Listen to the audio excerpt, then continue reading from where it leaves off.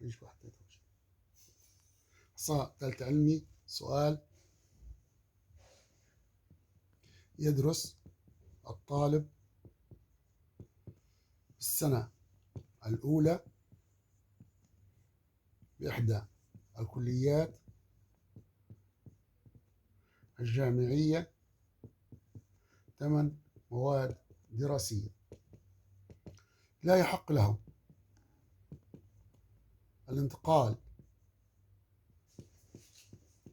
إلى السنة الثانية إلا إذا نجح في 6 مواد منها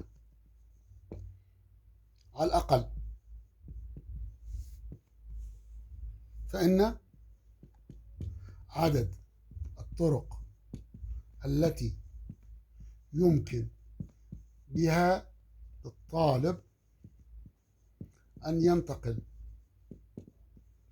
ينتقل للسنة الثانية هي. تقراها مع بعضهم توا. اقرا السؤال مع بعض يدرسوا. ليش؟ اقرا السؤال كله. أنت ترجع تعاد من جديد ولا إيش؟ لا حمنتج توا. ليش تمنتج؟ كنا طلعنا مرة خلاص. يدرس الطالب بالسنة الأولى بإحدى الكليات الجامعية 8 مواد دراسية. لا يحق له الانتقال إلى السنة الثانية إلا إذا نجح في 6 مواد منها على الأقل، فإن عدد الطرق التي يمكن بها للطالب ينتقل السنة الثانية هي. الحل: لو نجي نقرأ السؤال: طالب في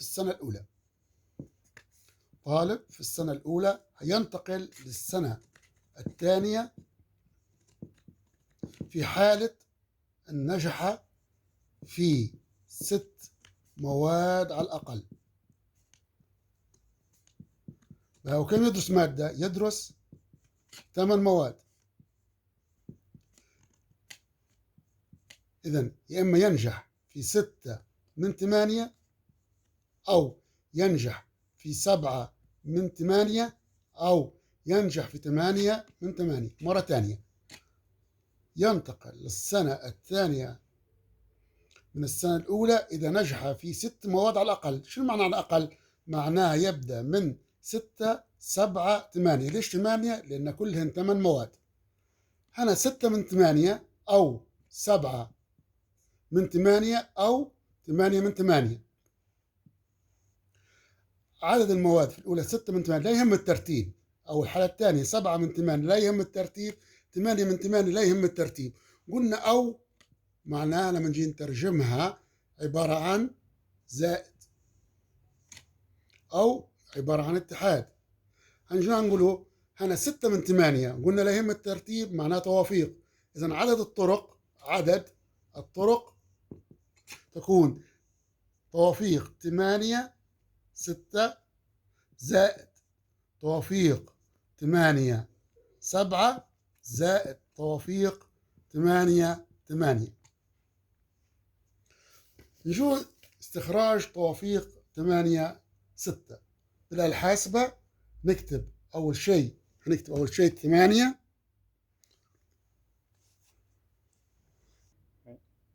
نستخرج توافيق 8 6.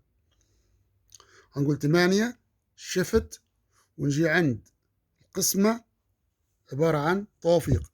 الN هي 8 والR هي 6 تساوي 28. إذن 8 توافيق 6 28 زائد 8.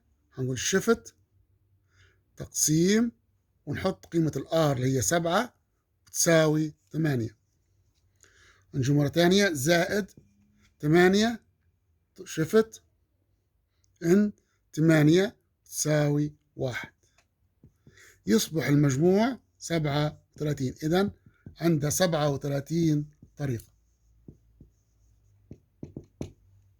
يمكن أن ينتقل بها الطالب من السنة الأولى إلى السنة الثانية إذا نجح في 6 مواد من 8 على الأقل.